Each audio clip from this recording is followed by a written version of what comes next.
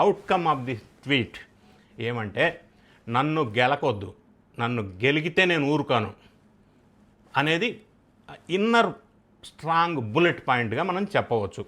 ఈ సంఘటన ఎందుకు జరిగిందంటే, మొన్న ప్రెస్ మీట్లో జగన్ రెడ్డి గారు మాట్లాడుతూ విజయసాయి రెడ్డి అనే వ్యక్తి తెలుగుదేశం పార్టీకి ఎన్డీఏ వాళ్ళకి అమ్ముడు పోయాడు కాబట్టి ఆయన మా పార్టీ మీద మా మీద అగెనెస్ట్గా మాట్లాడితే ఆయన క్రెడిబిలిటీ ఎలా ఉంటుంది, ఆయన ఒక క్రెడిబిలిటీ లేదు లిక్కర్ స్కామ్లో ఇంకొక విషయంలో అని ఆయన ప్రస్తావించారు.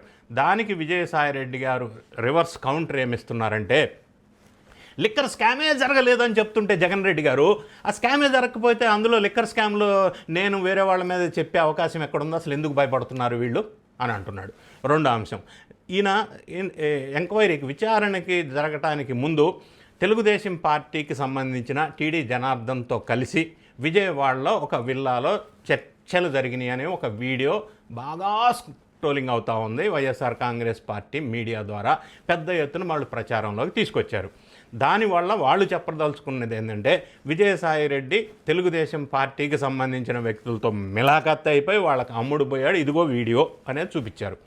దీనికి కౌంటర్గా విజయసాయిరెడ్డి గారు చెప్తున్న మాట ఏంటంటే, ఆ రోజు విజయవాడలో ఒక విల్లాలోకి వెళ్ళిన మాట వాస్తవం. అది మహానటుడు కృష్ణ గారి బ్రదరు ఆదిశేషగిరిరావు, గట్టమనేని ఆదిశేషగిరిరావు గారి ఇంట్లోకి వెళ్ళాను, వాళ్ళకి నాకు మంచి సంబంధాలు ఎప్పటి నుంచో ఉన్నాయని చెప్పారు. రెండోది, అనుకోకుండా నేను వెళ్ళిన కొద్దిసేపటికి తెలుగుదేశానికి సంబంధించిన టీడీ జనార్దన్ కూడా అక్కడికి వచ్చాడు, అంతే తప్ప మేము కలిసి అక్కడికి వెళ్ళలేదు, అక్కడ మాట్లాడుకోలేదు, ఇది యాదృచ్ఛికంగా జరిగిన సంఘటన అని చెప్పాడు. నెంబర్ 1. నెంబర్ 2, ఒకవేళ మాట్లాడుకోవాలి, చర్చలు జరగాలి అని అనుకుంటే ఆదిశేషగిరిరావు గారి ఇంటికి సీసీ కెమెరాలు దృష్టిలో పడేటట్టుగా ఎందుకు వెళ్తారు? ఎవరికి కనిపించకుండా మాట్లాడుకునే ప్లేసెస్ చాలా ఉన్నాయి, వాళ్ళకి తెలియదా, మనం చూడలేదా? అక్కడ రోడ్డు మీద సీసీ ఫుటేజ్ ఉంటుందని, కెమెరాలు ఉంటాయని అక్కడికి ఎందుకు మాట్లాడుకుంటారు అనేది ప్రధాన అంశం.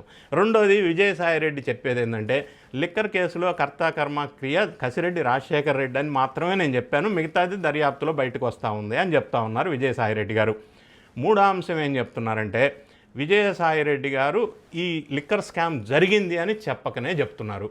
నాలుగో అంశం ఏంటంటే, జగన్ రెడ్డి గారు ఎందుకు కంగారు పడుతున్నారంటే, ఈయనకి అత్యంత సన్నిహితులుగా ఉన్న కృష్ణమోహన్ రెడ్డి, ధనుంజయ రెడ్డి, బాలాజీ గోవిందప్పన్ ఎవరైతే అదుపులోకి తీసుకొని విచారణలో కొన్ని అంశాలు వెలుగులోకి చెప్తున్నారో, సూట్ కేస్ కంపెనీలు, పేపర్ కంపెనీల్లోకి ఈ కిక్ బ్యాక్స్ అక్కడికి వెళ్ళి అక్కడి నుంచి బ్యాక్ వచ్చి బిగ్ బాస్ దగ్గరికి వచ్చి విదేశాలకు వెళ్ళినట్టుగా ఇప్పటివరకు ప్రాథమిక విచారణలో తేల్చారు.